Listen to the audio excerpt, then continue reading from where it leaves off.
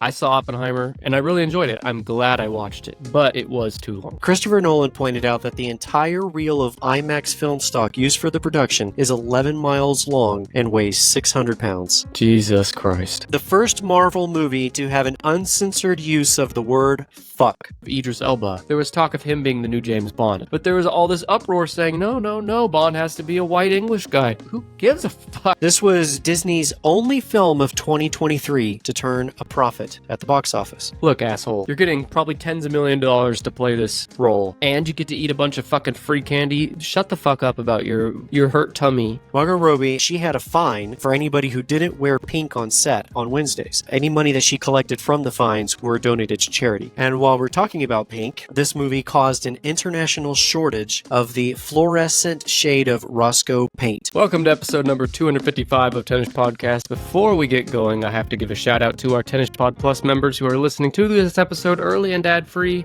Members also got access to our latest blooper reel featuring never-before-heard outtakes from the last month of episodes.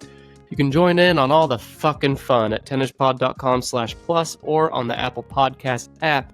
Now, I mentioned members are listening ad-free, but I'm not free of my guest today. I'm very much trapped with my guest. It's my longtime acquaintance, Steven Clark. Steven, how are you doing? I'm doing well. Hey, everybody. Just want to give another shout out to those Tennis Pod Plus members. Because of your generous payments to Nick and how much money he's made, how generous he is with my paycheck, my bonuses, I was able to just buy my 5th house, actually, just a week ago. And so That's all thanks to you, the listener. And here, cheers to you. There might be an error on the accounting team then if you're getting enough money to buy a 5th house, because I can barely buy my 5th fucking donut on my salary. I'll have to talk to the accounting team about that. I don't know. Ask Dr. Buster. Yeah, my assistant, they'll look into it. Well, Steven, you brought me a list. It's been a minute since you brought a list, so I'm very curious to see what you brought me. What did you bring me? So my question to you is, how many times did you go to the movie theater last year? If I had to guess, I'd say 10. 10. 10 to 12. 10-ish, you might say. 10-ish, you might say. Well, holy shit. What a coincidence, because I have in front of me a list of the top 10, actually I have 25 in front of me, but the top 10 highest grossing movies worldwide of 2023. Okay, here we go. And this will be according to Box Office Mojo. And then I have some fun facts and trivia about some of these movies, actually all of these movies, from Business Insider and IMDb. So the top 10 highest grossing films of 2023 worldwide. Now, I've done a few similar lists in the past, which leads me to my question of, are there any foreign Chinese films on this list that most people wouldn't have heard of in the States? I think all of these you're going to be able to pretty easily guess. Well, I'm pretty confident in what number 1 is. I was kind of surprised at number 1. We'll get to that, but I was a little surprised. Maybe I shouldn't have been, but I was. Shouldn't have been an idiot, but you were. I say that every day. I'm going to say that this movie that I'm about to guess. Are you ready to guess, by the way? Maybe we should start with some movies we don't think made the top 10. Yeah. Oh, fuck. I don't even know what the hell came out last year. Isn't it hard? Like, I honestly couldn't think of any either. It's so strange. Like that. I don't know if it's because I'm getting older or if it's because the industry's gotten stale, in my opinion. I don't know. So it just seems like everything's just kind of blending together a little bit. It's rare that you get any like exciting blockbusters, that are unique. Well, it seems like we're finally out of the phase where like the top 5, like 8 of the top 10 movies every year are just superhero flicks. Like, I feel like we're past that. We might get there again someday, but at the moment that seems like a bygone era. And I'm happy about that.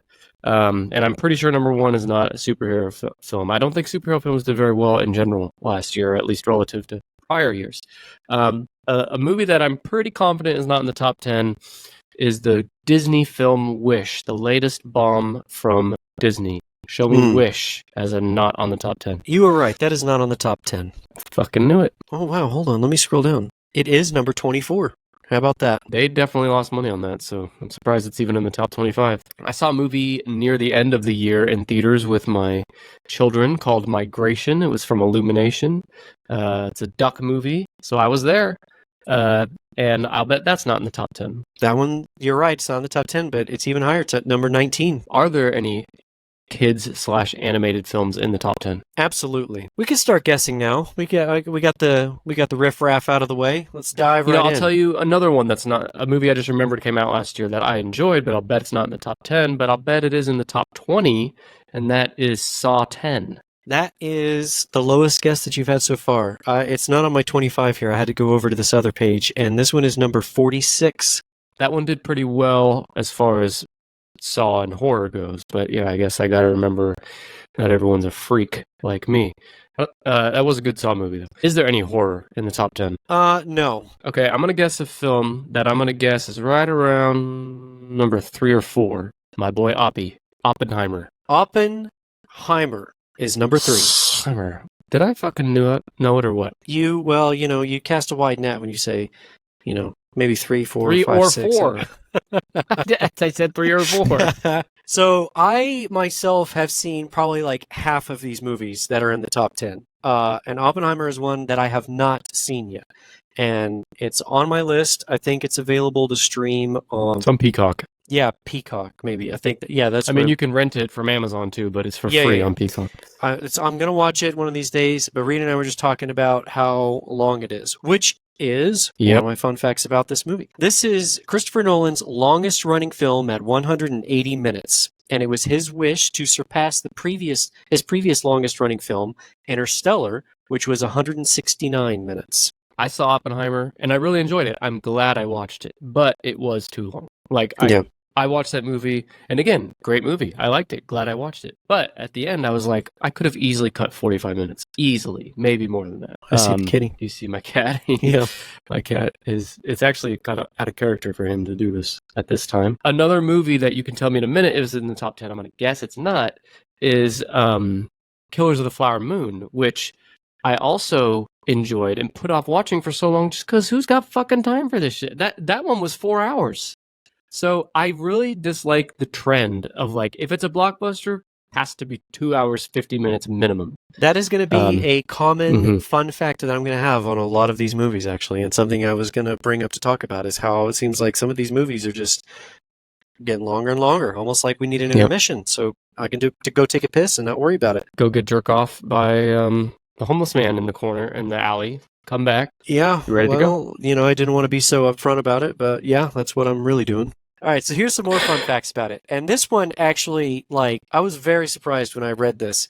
Christopher Nolan only needed 3 months to prep the film, and he shot it in 57 days. 3 months to prep the film and shot it in 57 days. He wrote it, too, I think. Yeah, so basically 5 months of prep and filming total. Crazy to me. I don't know that. They must have done 23-hour days because this movie is fucking long as hell. So, yeah, it's interesting. Although, when you think about it, most of the movie is just people sitting in a room talking. You know what I mean? There's not a ton of special effects. There's not action scenes. So in that sense, I could see how it would be kind of an easier movie or a quicker movie to film. Yeah. Just a few more here. So Matt Damon was apparently on a break from acting as a promise to his wife with one condition, that if Christopher Nolan called and wanted to do a movie, then he would do the movie. And Christopher Nolan did, in fact, call him. So that break came to an abrupt halt. Mm-hmm. And this one was actually kind of crazy that Christopher Nolan pointed out that the entire reel of IMAX film stock used for the production is 11 miles long and weighs 600 pounds. Jesus Christ. Isn't that crazy? But he, you even said he wanted to break his Interstellar record, and then that fact you just said there, it seems like he treats the length of the movie as like a badge of honor. Yeah. And I just vehemently disagree with that approach, but whatever. I know you don't agree with this. He's been successful, so who am I? By the way, you never told me what the box office was for this. Oh, yeah, sorry. This was number 3, and it came in worldwide at 957,687,230. 957 million. And just for context to the listeners that might not look at box office numbers often like I do, the number 1 movie ever, which was Avatar 2, it did I want to say 3.5 billion, and that came out the prior year. But I'm just giving that to context for people to kind of see. 957 million is really good, but it's not anywhere near the best ever. And if you are interested, I do have a breakout of domestic versus foreign. And this one actually, it was 329 million domestic and 628 million foreign. So like a 66 to 33% ratio weighted towards foreign. I'd be curious to know what the Japan reaction to this movie was. I did not come with those facts. You'll have to get with my secretary on that one. I'll have to find a Japanese Steven to fill your role next time. Konnichiwa.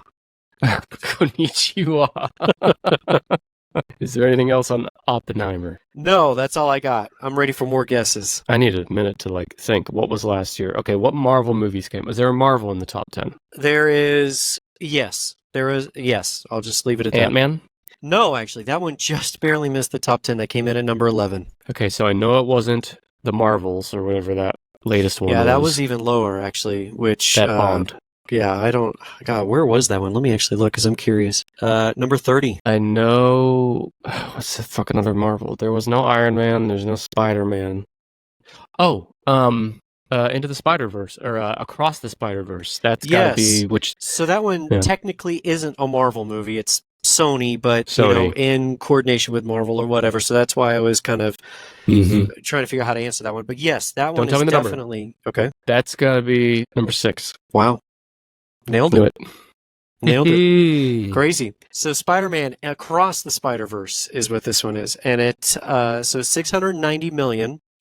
And this one was actually a little more weighted towards the domestic. So this had 381 domestic, 309 million for it. I've got some facts on this one, and I did see this one in theaters, and I really liked the first one, and I liked the second one more than I liked the first one. I think these are really cool, unique films. The art style is awesome. Everything about it I actually really like. It really is. And I liked how the movie ended on a cliffhanger, and they said part 2's coming, and part 2 is I want to say May or something. It's coming up really quick. So they did both parts in less than a year, and I like that. I'm really excited for the next one. Should be coming out pretty soon, like you said. So here's some facts on this one. Another one about runtime. This one came in at 2 hours and 20 minutes and is the longest American animated film to date, surpassing the previous record holder of Consuming Spirits, which I never saw. Consuming Spirits? I don't know what the fuck that is. Came out in 2012. No idea what that is. Never watched it. But this movie beat it by 4 minutes. If Christopher Nolan had directed Consuming Spirits, he'd be really upset right now. Yep. This one seemed crazy to me, and it was that production on the film was completed on May 20th, which was 13 days before the U.S. release date. Can you imagine finishing production on something 2 weeks before it hits theaters? Production? Yeah. Does that include? Do you mean post-production? No, it just says production. I guess it could mean post-production. Yeah, that's cutting it close. Just imagine the director or the producer, whoever's in charge of getting that movie across the finish line, is they're calling every few minutes for that last few days of the release date's in less than 2 weeks, buddy. Where is this thing? Yep. I gotta think that maybe it's a little different for animated films than it is, live action or those like a Marvel movie that has a whole bunch of CGI or whatever. Maybe the art style and the animation kind of lends itself to, it's a little easier to flirt the line a little bit. I don't know, because with filming, when you filmed, you're done. But with art, I mean, you could change little things here or there, make little fine tunings, and it wouldn't. That's just part of the process, I would think. The various different versions of Jonah Jameson are all voiced by J.K. Simmons, who I've always loved him as J. Jonah Jameson. He was the God, I can't remember his name, but he was in the first Spider-Man. Yeah, he's J. Jonah Jameson movie. In the very first. Who's the actor? Tobey Maguire. Yeah, Tobey Maguire Spider-Man from 2002. He was that, and he was has any movie ever nailed a role more than that character? He nailed that role in that one, so it makes sense to bring him back. Robert Downey Jr. as Iron Man. There's some, other Marvel heroes that just I don't know, they kind of cast that perfectly. But that one is definitely up there on my list for that.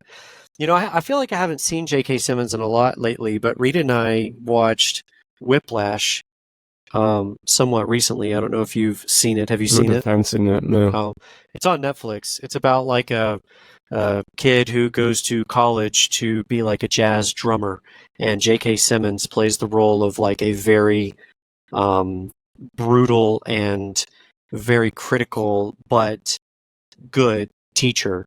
And so it kind of, I guess, illustrates the line between, like, when are you being, I guess, degrading to the student, and when are you, like, what's the line between pushing them and degrading them and being, violent?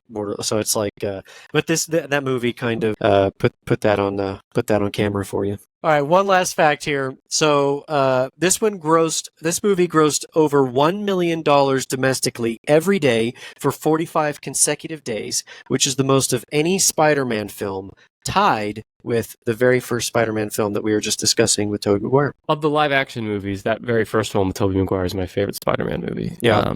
They had some magic there with Willem Dafoe. I mean, you want to talk about great casting? That was another one that, like, Willem Dafoe's Green Goblin was great. But I do think I would take the Spider-Verse animated films over that one. I do too. I think most of what Sony has done with its Spider-Man monopoly, if you want to call it that, I feel like a lot of their films have flopped. Like Venom has been okay. The Madam Web that just came out recently I didn't see it, but I've heard. Those are all Marvel, not Sony. Oh, I thought those were Sony though, because they're all under the Spider-Man umbrella, right?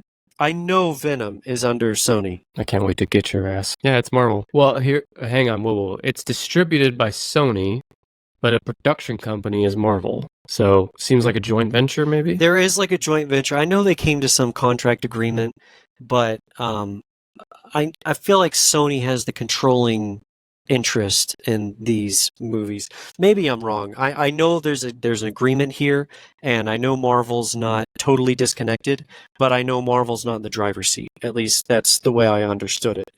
But I guess where I was going with this is that although there's been a lot of like flops with the Spider-Man franchise as a whole, this is one thing where they are cooking with Crisco and they've found a magic recipe. Oh, damn. I did not expect to hear that tonight, but thank you. Sure, I agree. They're cooking with Crisco. Well, that's all I got on Spider-Man. So unless you got more, we can move on. I expect more cooking analogies as this episode goes on. Well, I'll try to spice things up for you.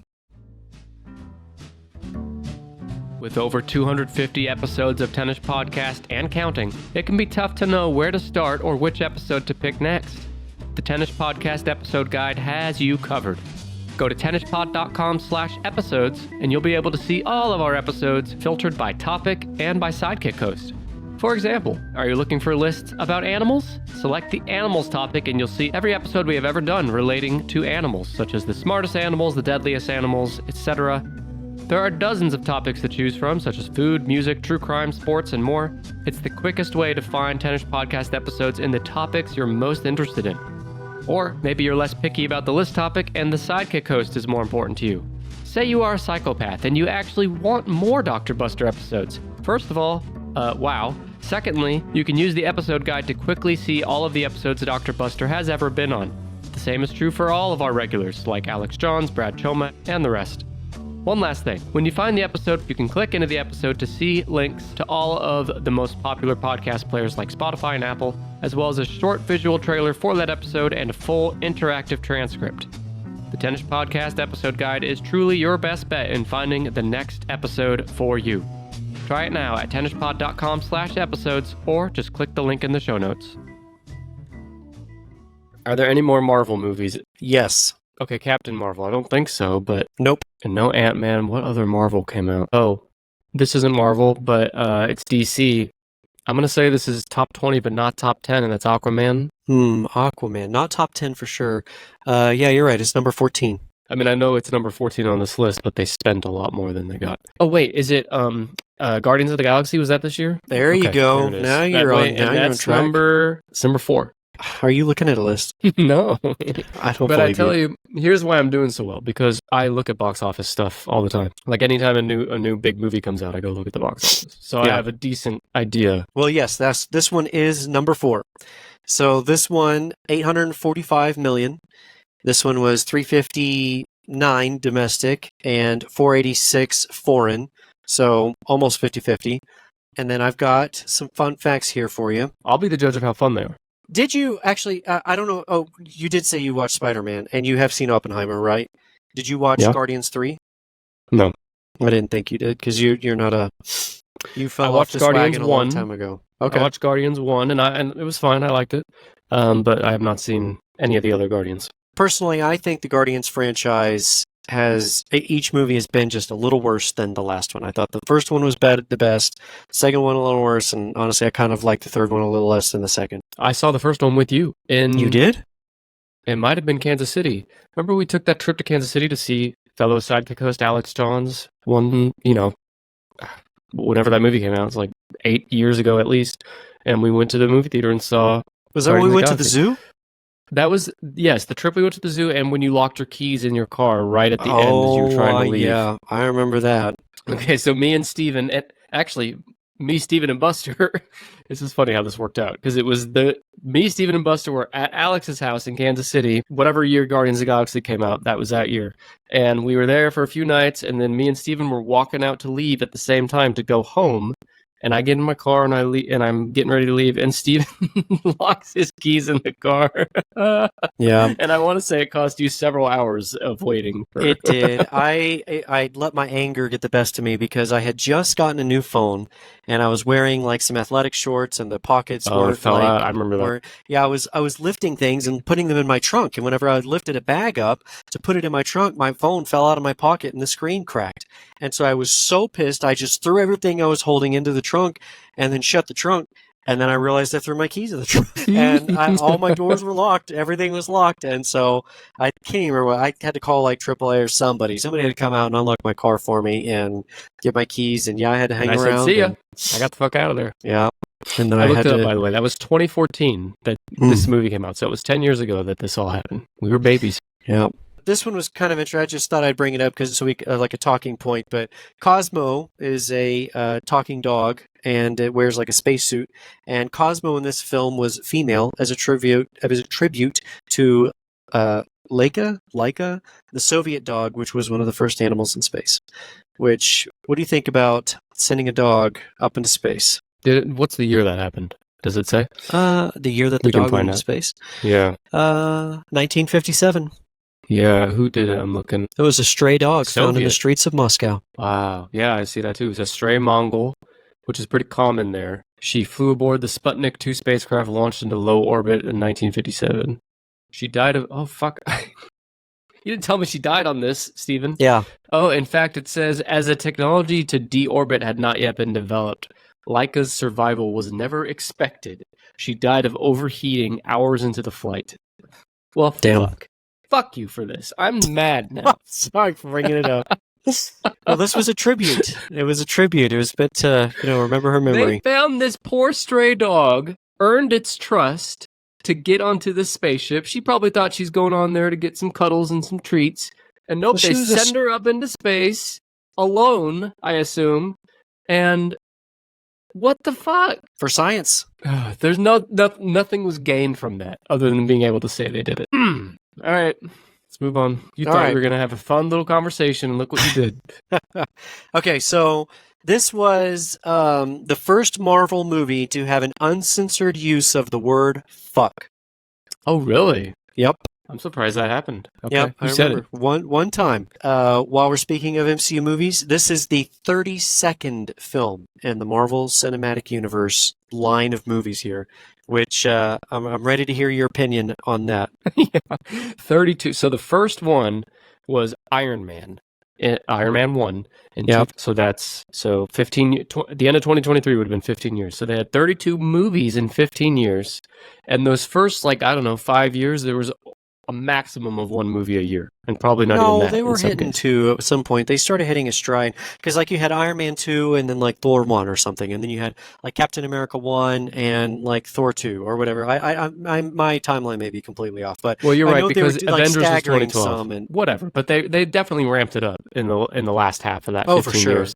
For sure. And that's not even including the series. So can you think of any franchise, not even Star Wars comes close to this, of having 32 movies in the franchise? I mean, Star Wars is at 9 cinematic movies. Are there any other, can you think of any other franchise? Saw is at 10. I mean, what else could be? Star Trek is another one, but it's not going to be close to 32. Nothing is even close, is my point. I mean, 32 is absolutely crazy. Yeah, you're right. Jurassic Park has, I think, 6 or 7. So, yeah I can't. I mean, they're all different. You've only got 3 Iron Mans, 3 whatever, so it's like multiples of 3 that all add up. But it's not like we've got multiple Star Wars trilogies of 3 different like timelines, popping up, and everyone's seeing 2 Star Wars movies a year. So here's some movies that come close. Franchises. Halloween, Michael Myers. Oh, yeah. Friday the 13th has, I don't know, at more than 10. Batman, between all the various Batman reboots and stuff, there's probably close to 10 on that. Fast and the Furious has done 10. The Conjuring universe is not quite, as big as that, but I bet they have more than 10 by now. So yeah, but none of these are above 20, right? None of them are above 20. It's like it's a huge commanding lead, and not only that, but it's like you said, been pretty recent, 2008, pretty astounding. Yeah, so I'm seeing James Bond has 23. Oh yeah, there you go, James Bond. That's a good. Yeah, Godzilla has 28. But yeah, Star Trek has 12. This is all as of 2022, so this is a little different on some of these. But yeah, so the closest thing we have is Godzilla at 28, and even that's since 1954. And half of most of those are low Japanese, budget, and then you have a few American ones, and so it's not quite apples and apples. Yeah, butts and butts, winkies and winkies, my favorite. Chinese and Chinese. All right, a few more here for you. So, going back to our long movies rants that we were having earlier, this is the 4th Marvel movie that runs 2.5 hours or longer. And the only other ones are Avengers Endgame, The Eternals, and Black Panther Wakanda Forever. Black Panther. That's Black Panther 2. Right? Yeah. Yeah. I was just trying to think if that was 23, but it's not. 2022. Close. This was Disney's only film of 2023 to turn a profit at the box office. Yeah, they have not had a good few years. Yeah. It seems like Disney it can do no wrong, almost, it seems like. But I guess, what do I know? The last 5 years have not been good to them at the box office. A lot of that is because of the Disney Plus thing. Why go see it at a lot of movies? You can have it at home. Right. Yeah. So, and there's other stuff too, but I'd say that's a big chunk of it. Well, one last little fact here, and I thought this was kind of fun, because you know how, and I didn't know this until I was doing research for this film, but Groot, all he ever says is, "I am Groot." I am Groot. And everyone always understands him. No, I never really understood why. But at the end of this film, Groot actually says, "I love you guys," instead of saying, "I am Groot."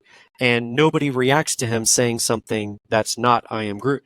And that's because Groot's language is like, it's a telepathic almost kind of thing. And the more you're with him and the better you get to know him, you just start to understand him, even though all he's saying is "I am Groot." So this was like a way for the audience to, I guess, get in on the knowing of Groot and having that connection with him. And so now the audience can understand what Groot is saying instead of hearing him just say, "I am Groot." That's interesting. You do like that? I like it. I mean, it's kind of cool. It's kind of answers an age-old question, like from the first movie where he said, "I am Groot," and apparently everyone understands him, and you never understand why. I thought it was just Rocket the raccoon that understood him. No, well, in the first movie, that was definitely the case. He was the only one.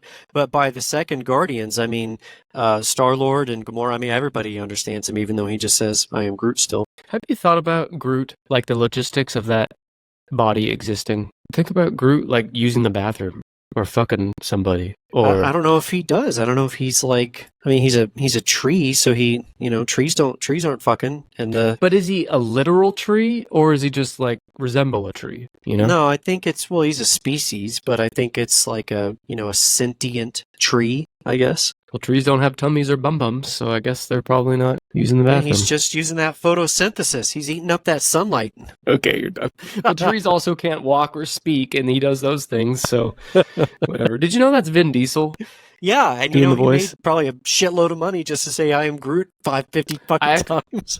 I heard this back after the first one, so I have no idea what it's like now. But after the first one, he made a few $1,000s off it or something like that. Oh. And everyone was like, why would he do that? And I guess it's common because it's like an uncredited role, at least in the first one, right? No one even knows it's him. His name wasn't in the credits? I mean, it probably wasn't in the credits, but he wasn't billed on the poster. Yeah, sure. He's not in the commercials. So I think it's just to attach his name to a super successful franchise, so they didn't have to pay him whatever. But was there a live action Disney? There was. Oh, Little Mermaid. So Little Mermaid, which I did see that one in theaters. You did? That one's going to be number 7. Close. Number 8. Knew it. This one came in at $569 million. Another pretty even split of $298 domestic and $271 foreign. Little Mermaid. I did not see this one, but I did watch the animated. Are you sure? I'm surprised to hear that you hadn't seen. I'm not. Every single Disney live action that I have seen has been worse than the animated, and I assume that this one is following the trend. The answer is yes, but how much of that is like it's truly worse, or we just have rose-colored glasses and nostalgia for the original? And when you watch the original, it brings you back to that time of being a child, It right? could be, but I mean, it just and it's also the original. Like it's the first time you hear the songs and all that. So I don't know. I will say that I listened while I was driving to some of the soundtrack for The Little Mermaid just to hear the new songs because one thing I have questions. one thing that like with Aladdin, for example, I thought that the music in the animated version was much better than the music in the live action. And so I wanted to listen to the music in the live action to this one and see if I felt the same. And I do. But we can get to your questions. I think the listeners have their own questions. Like, you haven't... You're a 34-year-old man with no children. You didn't watch this movie, but you did seek out the soundtrack. Well, I felt like I needed... It wasn't on a whim. It was because I did the research for this episode. I knew Little Mermaid was on here, and I haven't seen the movie, and I thought, well, I could at least listen to the songs. When it first came out, you did this. No. It's a little less weird. I did it just yesterday. So. Okay. Well, look, it was fine. I mean, you're right. These live action ones don't have the charm of the original animated films, and they can't. Like, I feel like it's kind of an impossible task. So the best they can do is take the original and build off it and try to add something new to it. And there was new stuff to this one, and there was new music and shit, but no, it wasn't great. It was fine. It was not great. Yeah. Well, there definitely was new shit, because one of my fun facts here is that the remake is 52 minutes longer than the original 1989 movie, which ran for 83 minutes. And to that I say, what the fuck are they doing with 52 extra minutes on that's almost twice as long. I couldn't tell you. I mean, I know there was new songs that weren't in the original, plus the original songs, and there was, see, I don't know, did you see the, quote unquote live action Lion King? I did, but it was like when it first came out. That one is like a carbon copy of the original animated. Like, it's the same scenes, the same dialogue. Like, it's like 90% the same. Aladdin is, I think, almost the same way, isn't it? Aladdin might be the same. I don't remember. Yeah. But Little Mermaid was like 50% the same and 50% different. Do you remember when everyone made such a big deal about, not everyone, like certain people, not you and I, certain people made such a huge deal about Little Mermaid, the actress being black? No, I actually don't. I didn't even know it was because it's Halle Berry, right? It's not Halle Berry. It's Haley Berry. Oh, Haley Berry. Whoops. Yeah. Sorry, Haley Berry. Listener of the show. I'm sorry. Yeah. Which, if I'm her publicist, I'm like, let's change your name a little because everyone just thinks you're Halle Berry, but you're not. No, she was a young, 16, 17, 18-year-old black actress. And when it was announced long before the movie came out that Little Mermaid would be played by a black person, there was an uproar by certain corners of the internet because, well, you can't do that. She's a white girl with red hair in the original. You can't do that, blah, blah, blah. Same thing as, I remember there was talk at one point of Idris Elba. Do you know who that is? Mm-hmm. Yep. There was talk of him being the new James Bond, and I don't know where that stands now, but at one time there was talks of that. That'd be cool. I think so too. But there was all this uproar saying, no, Bond has to be a white English guy. And I'm like, who gives a fuck? Yeah, it's all the fiction. Fuck over it. We can do whatever the fuck we want. I don't see the issue. Nope. I mean, there is no issue. It's an issue being made of a non-issue. Fun facts here. So while we're talking about Ariel's hair was made of 30-inch extensions, which took 14 to 15 hours to integrate onto Hailey Bailey's hair. And the total cost of the hair was over $150,000. I hope she didn't have to do that every day. Hopefully they just left it on her for... Can you imagine some of those? And I mean, this is pretty minor compared to some of the intense makeup that some actors put on that, those movies where you wouldn't even known that was such and such actor. Mm-hmm. And then you got to sit there and do with all the makeup for hours.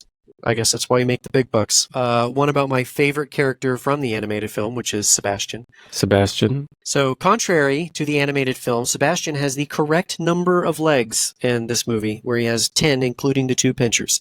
And Sebastian had 8 in the animated because at that time it was easier to animate. So where's the uproar about that? Everyone making Where an is the uproar uproar? about the black Little Mermaid. Where's the uproar about the different-legged Sebastian's little- crab? Yeah. I will say he was a creepy little motherfucker in the real one. There's, he's a cute little cartoon in the first one with a Jamaican accent, and in this one it's just, I don't know. You ever seen a crab? Like, imagine a crab talking at you in Jamaican accent. It's just not pleasant. And not just talking, but with his the human world is a mess. Under the sea. Down where it's greener, take it from me.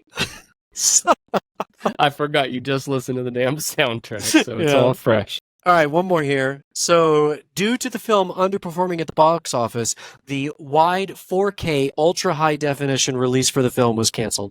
Which at this point, I'm like, who's still buying ultra wide 4K, ultra high def, whatever, Blu-ray discs? Like, I mean, everybody's streaming, so I don't even know why they still waste Careful. their time with that. You are going to offend the 3 listeners in the world that are listening right now that do that. And I worked hard to get those listeners, Steven. I can't judge them too much because I still have my collection of, DVDs and Blu-rays and everything that I bought.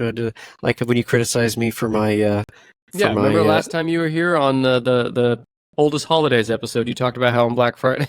Yep, Black you built Friday. up this whole story about how you went to Best Buy, and the story was just you went to Best Buy and bought a bunch of DVDs. Yep. And that was it. I But still have somehow a you- big ass binder with a whole shitload of movies, but I gotta say, I Remember can't that remember binder. the last time I opened that binder and actually pulled a movie out. Steven, there are movies that I own on physical DVD or Blu-ray, and I will still go watch that movie on streaming instead of pull out the Blu-ray. There's Yep. been times where I've paid to rent the movie on Amazon for like $3. Just so you don't have to get Rather up than and mess with the. Yes, because one, I don't, the Blu-ray's not even plugged in. You got to go plug it in and then find the DVD. It's just, we've become, well, at least I'll speak for myself, I've become so reliant on streaming that I'd rather pay the one-time $3 to rent a streaming movie than to go get it out of You know what my absolute number one pet peeve is of the movies that I own? And I do take this back because Rita and I have watched, I have Harry Potter on Blu-ray and we watch those. And I'm pretty sure the Harry Potter Blu-rays that I own do this.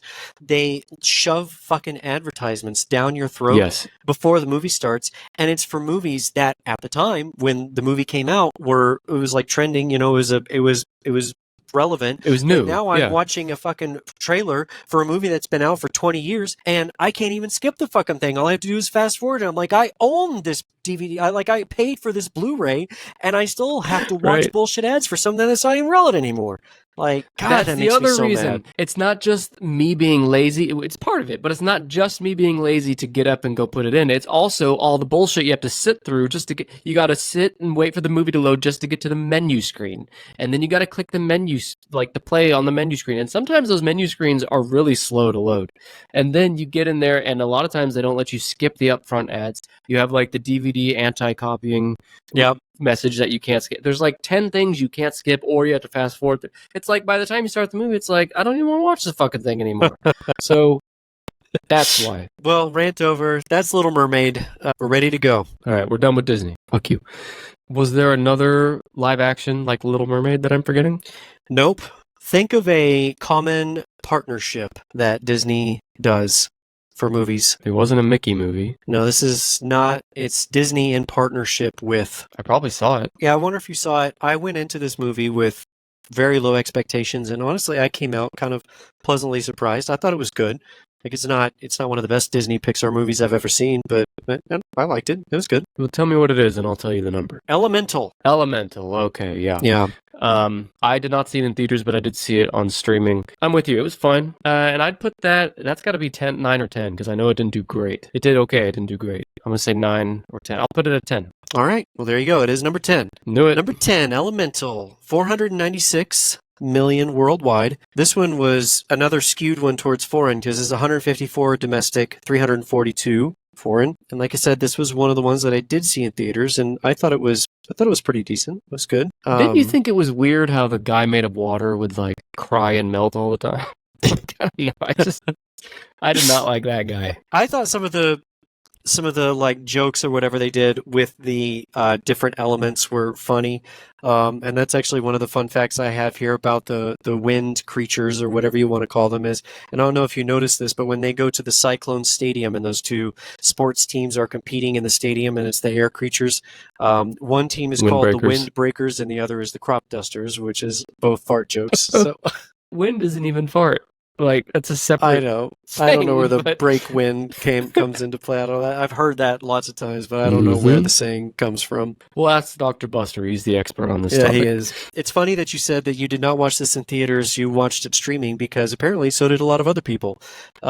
This fact I have is that according to Disney, the film received over 26 million views within the first 5 days of its release on Disney Plus, which is the biggest premiere for the platform, surpassing Hocus Pocus 2 that had, well, it had 26.4 and Hocus Pocus 2 had 26. See, and that goes to what I was saying earlier about why go see this in a movie theater when it's going to be on streaming within 30 or 60 days. Yep. And you can see by those numbers that a lot of people had the same thought. I mean, you take that 26 million people that watched it at home, and I mean, not all of those 26 million people are going to go to the theater, but assume half. I mean, that's a pretty big bump in sales. That would have jumped this one up probably to the middle of the pack here. At least. Here's a couple interesting facts about making the movie. So this fact that I found, it says that the film took 7 years to make, either with studio space or working from home. And I think that, well, if you're talking 7 years to make this, it happened, COVID probably landed right in the middle of this, which probably, stretched things out, which I'm sure it did to a lot of movies. That was an interesting fact, though. And then another one here, probably also brought on by COVID, was that rather than visit countries for research, the team spent many hours doing POV city tours on YouTube to go see things like Venice or Amsterdam for inspiration, but they would do it virtually instead of going in person. Yeah, because you said 7 years to make it. That would be 2017. Yeah. Well, actually 2016 because this came out in 23. So COVID is right there in the middle of it. God, isn't it weird? COVID, the shutdown happened like 4 years ago now. Yeah, it's I know. Insane. All right, well, that's all I have on Elemental. Well, consider me elementally entertained. Nice. Listener, they call me Dr. Buster for a reason. It's because I have a PhD in both podcasting and in psychology and in whooping Nick's ass up and down every 10-ish list. I love to read books dealing with psychology. It's part of my profession and keeping up with the cutting edge in the field. That's why I've launched a new mini podcast called The Bookbuster. That podcast is where I provide quick reviews of the latest psychology and self-help books, just like The Moral Landscape by Sam Harris or Dopamine Nation by Anna Lemke. Each episode provides a review in less than 10 minutes, and I share what I'll be checking out next so that you, listener, can get involved and read that book and experience it before I cover it on the next episode. I hope you'll check it out, and who knows, you might just find your next great read. The Bookbuster releases on the third Friday of every month exclusively for 10ish Pod Plus members. Go to 10ishpod, that's 10ishpod.com/plus to get a free 7-day trial. They told me there was nothing free in this life. They were lying. So number 10, Elemental. You're still missing number 9. Number 8, Little Mermaid. You're still missing 7. Number 6, Spider-Man Across the Spider-Verse. You're missing 5. Number 4, Guardians of the Galaxy 3. And number 3, Oppenheimer. No number 2, no number 1. Oh, you know what? I thought of one. Okay. At number 7, Wonka. You're looking at a list. I'm telling you, I'm about to I'm not. book a plane ticket right now. Folks at home, bear with me. I'm going to hit pause. We'll have to finish recording tomorrow. I'm not believing it. You're flying down here. I'm flying to Nick's place. I got to see it for myself. All I'd have to do is delete it, hide the list before you got here. I got all the time. That's a risk I've got to take. It's worth the risk to me to find out if you're actually cheating or not. I am not cheating. I've just guessed 250 something lists on this episode, on this podcast, so I got it down pat. Well, I did not see this movie, and I should give you the numbers. 624 million, pretty much 625, and this one, another one skewed more towards foreign. This was 216 domestic, 408 foreign. And again, I didn't see this one, and honestly, I kind of struggled finding some fun tidbits about this movie. This one, did you see it? In my mind, the most recent Wonka is still, wasn't it Johnny Depp who did it? Or Yeah, Johnny Depp. yeah, that's to me is still the most recent. I did not see it. My kids saw it with their grandma, and they loved it. I'm just like, I don't like musicals. It's a musical. And I know like there's music in Disney films that I like. Yeah, I was about to say that. Like some of those are kind of a different category to me. The music to Disney films is kind of like icing on the cake, whereas a musical, it's more like the cake is, the music. Yeah, right. That's a good way to put it. I did not see it. I know it got good reviews and all that, so. Yeah, I didn't even know it had good reviews. Like I said, I knew nothing about this until just. Well, yeah, you're supposed to do your research. Doing the research. Well, here's a few facts for you. This one was mostly inspired by the 1971 classic and not the 2005 film, which, although both 2005. I know. 20 years ago. The 2005. I was like, wow, I thought it was more recent than that. Me too. Though both are based on the same book, which I have not read the book. I don't know if you've read the book. No. Yeah, me either. No, I respect my time. So this was an interesting one, though, that Tom Holland and Timothy Chalamet, I'm assuming I'm pronouncing that right, Timothy Chalamet, were the two finalists for the role of Willy Wonka, and coincidentally, both actors were also considered to play Spider-Man, which obviously Spider-Man went to Tom Holland, and Timothy Chalamet went to Wonka. I think it's Chalamet. Chalamet? I'm not sure. And I know who won that fucking thing. I know who won in that one. Tom Holland. Yeah. Fuck. You get a whole franchise. There's all this built-in brand awareness and credibility with Spider-Man. Willy Wonka has that too a little bit, but Spider-Man like blows it out of the water. A lot more pressure though with the Spider-Man role. I mean, it's kind of one of those things where you're going to be compared to kind of like Batman. Like every new character that's going to play Batman is going to be compared, or Joker is going to be compared to the previous actors that have done the role. And there's kind of some big shoes to fill with some of those. I mean, I would say that the Batman actors have some bigger shoes than the Spider-Man actors we've had. But still pretty high spotlight character that is going to be judged pretty critically, I think. Like, people are going to be, open about whether or not they like you as Spider-Man. You can deal with it. If you failed at the role, you're going to be known as the guy who fucked up Spider-Man. I mean, yeah, there's something to that, but yeah, I know which role I'd rather have. Timothy Chalamet got sick multiple times during production due to how much chocolate and candy he had to eat.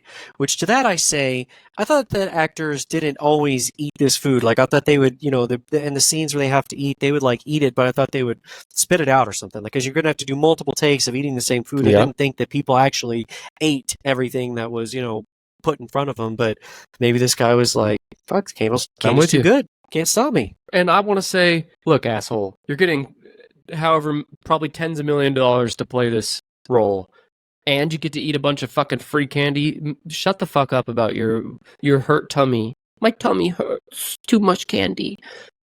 You'll be fine. Agreed. That's all I got to say about that. I'll give you a teeny tiny hint that I don't think is gonna give away too much. You have mentioned this movie already. You said no to Ant-Man. Okay, what's the other hint? So the other hint, and I feel like this one's really going to drive you in the right direction. We were going over other franchises that had close to 32 movies, like Marvel. Oh, I actually have that tab still open here. Let's see. Okay, folks at home, you all hear this? Cheating. May as well just be Googling the list. Was it Godzilla? There was a Godzilla movie this year. Okay. Was there a Godzilla movie? Really? I didn't see it. I think it was a Japanese Godzilla movie that got an American release. There is a Godzilla. Godzilla -1, number 48. How about that? Mm-hmm. I know there wasn't Friday the 13th. There wasn't a James Bond. Was there a Star Trek? I don't remember. Nope. That. What the fuck else was? This is one franchise that I abandoned a long, long time ago, and I still cannot fathom how they are still going, but they are. It's not Halloween. Nope. I feel like I touched on all the ones I said before. Oh, Fast and Furious. Okay. There you go. I think it's Fast 10. Was this Fast 10? This is Fast X. Or yeah, Fast 10. Fast 10. All right, that one's number 5. There you go. Number 5. Knew it. Now, the one thing that does give me hope is that this is the heaviest on the whole list. This one has the most foreign versus domestic. So hopefully Americans are getting tired of it, because at least I'm getting tired of them. I still can't believe how they keep coming out with them. But that's probably how you feel about Marvel. So I guess I can't speak too much. So 704 million. Domestic is 146. Foreign is 558. I will say, if it makes you feel better, well, first of all, they are coming out with more. Just spoiler alert. Oh, I'm 704 sure. They're still making money. Really healthy number, yeah. But they used to do. They had a few that did well over $1 billion. So they're not at their height, at their powers. So maybe they're starting to wean in popularity.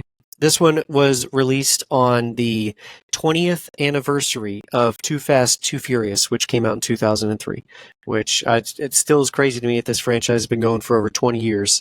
And Vin Diesel been in every single one. You know what's funny is Vin Diesel, he used to do other movies. I can't think of the last non-Fast and Furious movie that he did. This movie's budget was supposed to be around 280 to 300 million. However, it was revised to be approximately 340 million, according to individuals with knowledge of the production. And that is 70% more than the reported $200 million budget for the F9, the Fast Saga movie, which I just crazy me how much money they're spending on these movies. But I guess if they're making money, then who cares? This was the most expensive movie of 2023. All those car explosions, CGI. Yeah.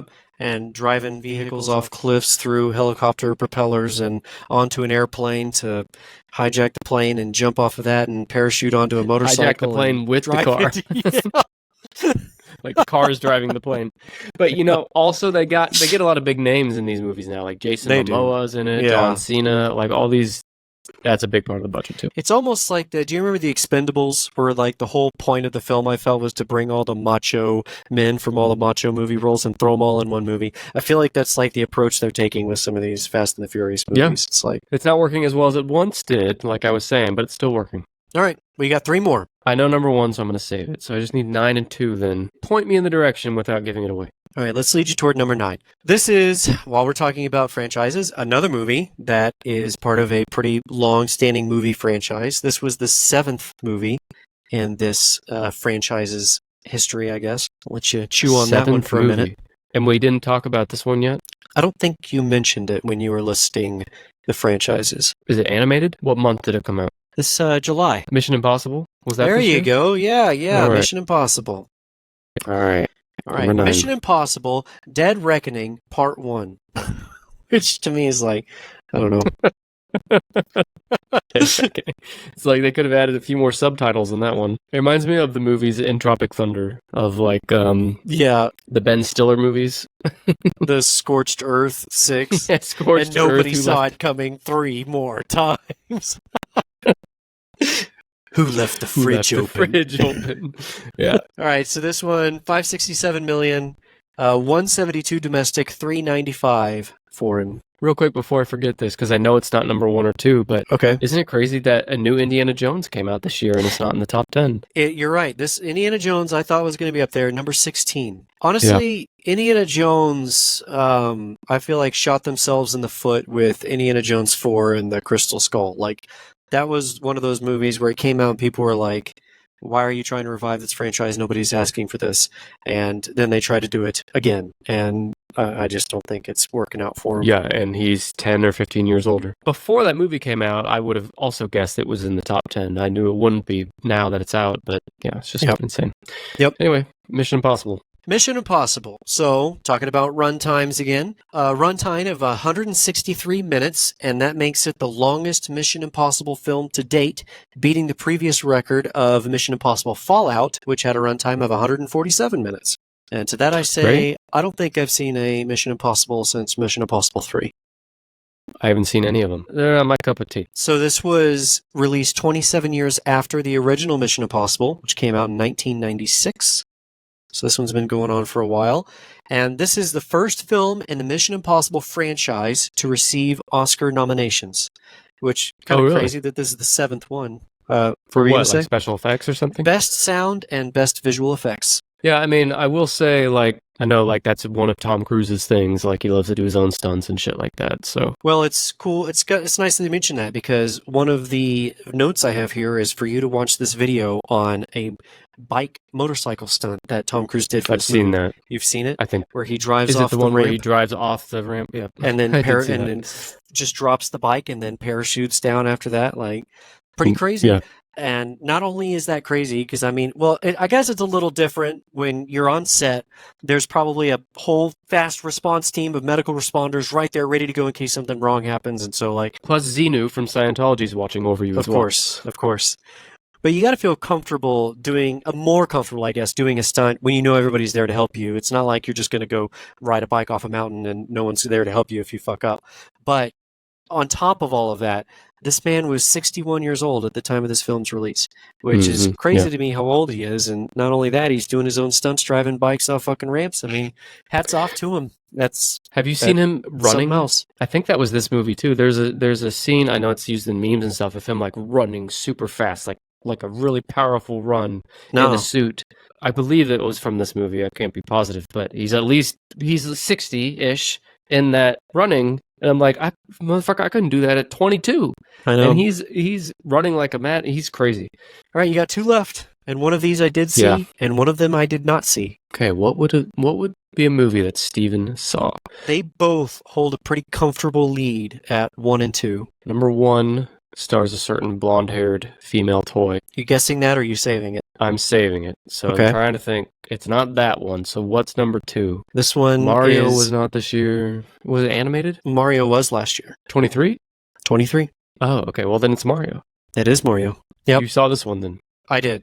And I went in with not high expectations, but I wasn't going in thinking this is going to be boring. And my expectations were surpassed. I thought it was a really, really good movie. Like I really liked it too. I think it would be hard to enjoy if you didn't play Mario growing up. But a lot of people grew up playing Mario, so it's or Mario Kart or whatever. I mean, I feel like you can catch a lot of the references they throw at you. But even if you didn't, I mean, even if you've never played a Mario-esque video game, you know who Mario is. You know he has a brother Luigi. You know he rescues Princess Peach. I mean, that's all you need to know to enjoy it. And I remember this movie was not critically well received at the time, and a lot of the complaints were like that. But from critics, it was not well received. But from fans, it was well received because of the same thing you said. Like, if you've played even a little Mario, like, there's so many little fun things in there. And I love the animation style as well. I thought they stayed true to the characters. I was worried about Chris Pratt voicing Mario, and by the time I watched it, it didn't bother me. Yep.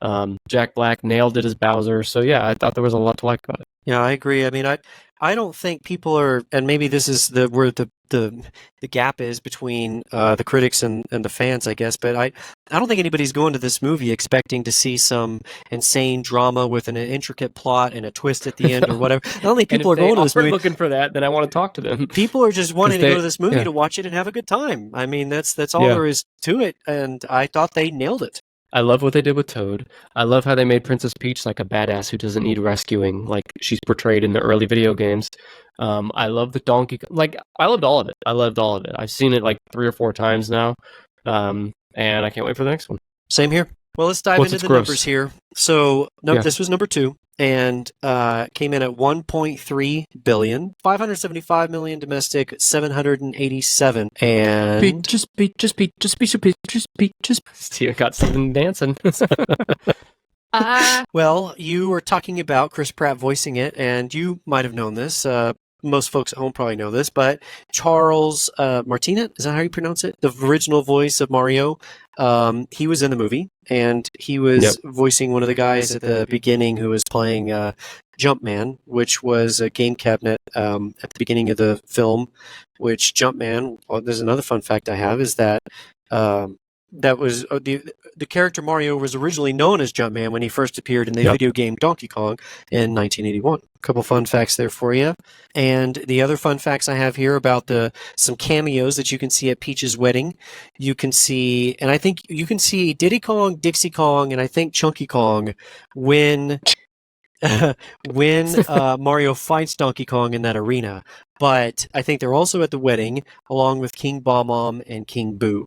I forget his name, but like the head Kong, the old Kong Cranky. with the crown, or is that Cranky? I think it's Cranky Kong. Yeah, he's saying something to Mario, and he goes, "I'm talking about you, Diddy Kong." And Diddy Kong, I can't remember exactly what they say, but yeah, it's cute. I always liked Lanky Kong, but Lanky Kong is one of those who's like, I don't even know if he's in a Donkey Kong game except for Donkey Kong 64, but he's a orangutan who walks on his fucking hands. I thought that was fun.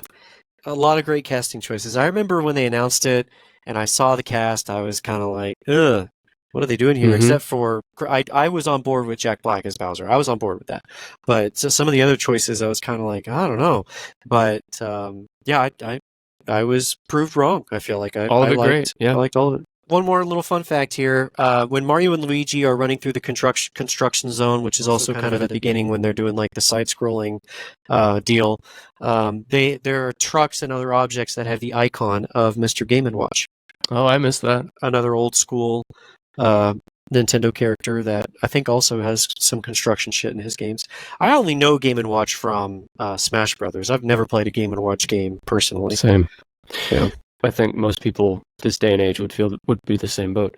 You know, the great thing about Mario is because this was the first Mario movie ever, and I know they had that shitty one in the early 90s. That was like the barely live a Mario action movie, but I don't count that one. Mario's been around as a video game character for 40-something years, and we just got the first one last year, and there is so much content and characters and ideas and stories to draw upon. This could be a franchise for decades to come. Like, Yep. and maybe we'll all be sick of it by then. I'm not saying, like, I know that happens, but like they have a chance to really make this something special. So I'm excited for it. Oh, they are making Legend of Zelda. I think I sent that to you. And that's what I was about to say, is that I think Nintendo does a really good job of cultivating and protecting and keeping like quality in their cash cow franchises like Mario and Zelda. I don't know if I would. Pokemon definitely is not in that category, but Pokemon is not really a Nintendo. It's like a Game Freak / Nintendo thing. When it comes to the games that come out, I feel like there's almost never a bad Mario game. And same thing with Zelda. I feel like there's almost never a bad Zelda game. And they've got a lot of rich, storytelling and characters that could be utilized in movies. And I think they're being cautious. And they've been patient. They've been patient. That's they a could better have word. cashed in on this. They could have cashed in on Zelda and Mario in movies. Studios like Universal, who ended up partnering with Nintendo for Mario. Studios have been going to Nintendo for decades saying, hey, let's make a movie of this. And Nintendo said, now's not the time. For whatever reason. Maybe it was just financial. Who knows? It's worked out for them. And now it's like the world is their oyster. It's like all right there for the taking because they've been patient. And there's like a pent-up demand for it now. I guess it's time to get to the elephant in the room. The big blonde elephant. Barbie is number one, and it's so fascinating that it's number one. We'll get to it. I'm sure you have some notes. Yeah, I have some notes, and this is one movie that, like, I don't know. I saw trailers for it, and I thought, this is not going to flop, but I was like, they must be getting really desperate now. is what I thought. I thought, really, a Barbie movie? Who's gonna? And here we are. I mean, talking about this as the number one highest grossing film of 2023, probably to a lot of people's surprise. I guess it just has this unique audience thing where everybody's familiar with the name. There's never been really a movie about it before. Good actors, and it's not like everybody can go watch it. Little boys and girls can go watch it. I feel like a lot of people could be excited about it. So maybe that's why it. But it's not a kids movie. It's not a kids movie. Oh, I watched it on streaming, and like before it came out, I was a little hesitant like you. But I think something that worked in its favor is the meme culture. Like it was paired with Oppenheimer, Barbenheimer, and there were so many memes that came out of that marketing that I feel like that had a big part in its success. It's really not, you might think like you did that, well, Barbie is a little girl's toy, so that's the audience that went and saw this movie. But really, it's more of just a everybody movie. I don't know what else to compare it to, but it's not a kids movie. I mean, kids could go see it. My kids saw it. It's PG-13, but Will Ferrell's in it, which I didn't know before I saw it, and I didn't know that. It's actually a pretty funny movie. I recommend seeing it, and I think it took everyone by surprise by how good and funny it was. I would not have predicted it'd be number one. Yeah. I would not have predicted it'd be number one. I mean, I knew that coming into this just because I heard about its success so much, but before it came out, I would not have predicted it. Not even close. Agreed. So this one came in at 1.4 billion. And that was 636 domestic and 809 foreign. This is one I was kind of reading about this on I think it might have been the Business Insider, but I was reading that Margot Robbie had an optional. Well, when I was reading, they didn't state it as optional. They said that she had a fine for anybody who didn't wear pink on set on Wednesdays, and that any money that she collected from the fines were donated to charity. But then whenever I read down further, Margot Robbie commented on it and she said it was optional. It was more of like a joke on set, but some people like played along because the money was going to a charity. So, and while we're talking about pink, this movie caused an international shortage of the fluorescent shade of Roscoe paint. So apparently there is a specific hue of pink, and it caused a national shortage of that particular hue. That is funny. Okay. People wanting to paint their house? Like paint, you said, right? Like house paint? Yeah. You don't go see Super Mario Brothers and then there's a paint shortage for the color red. You know what I mean? Well, Mario, there's probably not as much red in a movie like that as there is pink in this movie. But Mario's also animated, but I get what you're saying. But still, like, I mean, yeah, and a big part of Barbie is like the dream house and all that. And another part of it is probably not just the set, but also probably all of the advertisements, the movie posters, everything else that gets plastered on every movie theater and every whatever. Probably all pink. You ever painted your ass pink, Steven? Be honest. Only on the 5th Friday in April, usually. Okay, so you'd be fine then if you were on set with Margot Robbie. Oh yeah. Well, no, okay, because I do it on Fridays. She finds on Wednesdays, and I'm not going to change. To wear pink on Wednesdays. Yeah. But I paint my ass on Fridays, and I'm not going to change my ritual just because Margot Robbie tells me to. Wow, okay. So this movie it contains a bunch of forgotten and discontinued dolls, and I guess one of them was named Alan, and that was played by Michael Cera in the movie. Oh, yeah, that was funny. He was a highlight as well. And then I also read that the cast attended a movie church that they called it on Sundays, and they watched older movies like The Red Shoes and The Umbrellas of Cherbourg, or however you pronounce this. I've never watched either of those movies, but they did it to grasp a balance between artificial worlds and reality. So the cast did like team building exercises, and this was one of them where they kind of got together on Sundays, watched old movies with a similar, idea that they were trying to get across in their movie. Theme. I don't know. Like, you're just going to read from a script in a comedy movie. Like, you have to be like in the headspace of like, I don't know. Like, fine, sure, it's a fun little team building thing, but. Well, I'm sure a lot of movies, like, Reed and I were talking about this, how you can tell a difference between a movie or a show that's like a passion project and a movie or a show that's just like obviously a grab for money that there's no like even the actors just aren't, I don't know, it seems like everyone's kind of flat, I guess. But so we'll take The Office, for example. Like, I'm sure that The Office is more fun as a viewer to watch because I'm sure a lot of those actors were probably really good friends on set and had a good time filming on set. And I feel like that enjoyment of them hanging out, basically getting to hang out with your friends all day, and just so happens that the cameras are rolling and there's a script, that that gets projected, and that's probably the kind of goal that they were going for with those group watch parties. No, that's a good point, Stephen. Your first one. Well, that's what I'm here for. A few good points that maybe happen once every other recording. All right, here we go. Number 10, Elemental, $496 million. Number 9, Mission Impossible: Dead Reckoning, Part 1. $567 million. Number 8, The Little Mermaid, $569 million. Number 7, Wonka, $625 million. Number 6, Spider-Man Across the Spider-Verse, $690. Number 5, Fast X, $704. Number 4, Guardians of the Galaxy 3, $845. Number 3, Oppenheimer at $957. Number 2, the Super Mario Brothers movie at $1.3. And Barbie, number 1, $1.4. That's $1.4, a whole $1.40. It's weird that they beat all the $1 million movies, but yeah. My son, who was 6 at the time Wonka came out, he always called it Willy Wonker. Willy Wonker. That's funny. He couldn't say Wonka.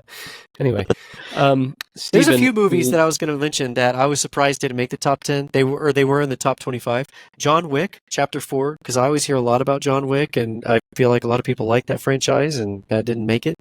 We mentioned Indiana Jones. The Hunger Games, which at one point was a pretty popular franchise. And yeah, what did that come in at? 17. Oh, okay. Yeah, I forgot about that. So I was kind of surprised about that. And then, the Taylor Swift movie is on here, which I wouldn't have gone, but I know there's a lot of, she's got a big fan base, so I don't know, I could see people going to see it. Yeah, you might say that. Actually, if I'd remembered the Taylor Swift movie, I would have guessed that'd be in the top 10. Okay, yeah. I'm kind of surprised it's not. Yeah, there's some big names, but I feel like Hollywood's changing. Or not Hollywood so much. I feel like moviegoers are changing. Like the stuff that used to be sure bets are less so. See the Marvel example, see the Hunger Games example. Like, and some of those do well still, but they used to just be like an easy $1 billion. And it's not the same anymore. It's a different world. Yep. So it'll be interesting to see what it looks like a few years from now. What I'm absolutely just completely tired of are the reboots of like another Matrix movie. Fucking 20 years or however long after the last Matrix ended. And I'm just tired of all the reboots of the old franchises. And I get that they're, financially speaking, they're a safer bet because you've already got, it's probably a lot easier to advertise for a movie like that is already a common household name, and you don't have to spend as much trying to convince people to go watch the movie.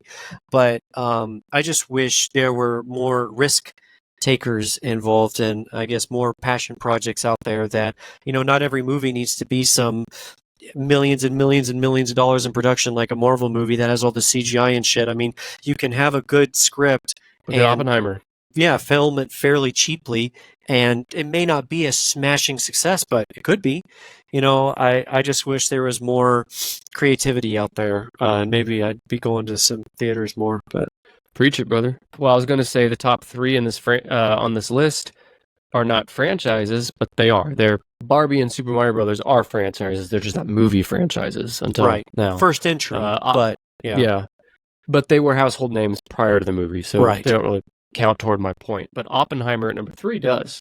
And that one's a little hard to judge too because there is historical context for that one. It's based on a real event that's like a super famous, well-known event. If you look at all these top 10, they're either A, an established franchise, or B, the start of a franchise with a well-known characters like Mario and Barbie. The only one I see on here that's not like that is Elemental, which is like a completely new idea, new story, new characters. Because everything else, Mission Impossible, Little Mermaid, Wonka, Spider-Verse, Fast 10, Guardians, and then the top 3 we already talked about, those are all based on established IP franchises. So I agree. I think it's Elemental's on its own, but you do have the Disney and Pixar, magic combo that always seems to be very successful. So just as successful was today's episode. Thank you for bringing this list, Steven. Not a problem. And thank you to our listeners for listening. I'd love to know what you thought of this list. You can shoot us a message on social media at TennisPod. All the links to our socials are in the show notes. Steven, what movie are you most looking forward to in 2024? There's something coming out this summer. What is it? Deadpool 3. Oh, yeah, that's a good one. I'm not off the Marvel wagon yet, so I do think the movies have taken a dip in quality, but I have high hopes for Deadpool, so right now it's Deadpool. We've gone long enough. There's a lot of good movies coming out this year. Maybe we'll do this list again a year from now. Until then, Steven, it's been fun. Thank you. Thanks, everybody. It was nice cooking in the kitchen with you. With Crisco.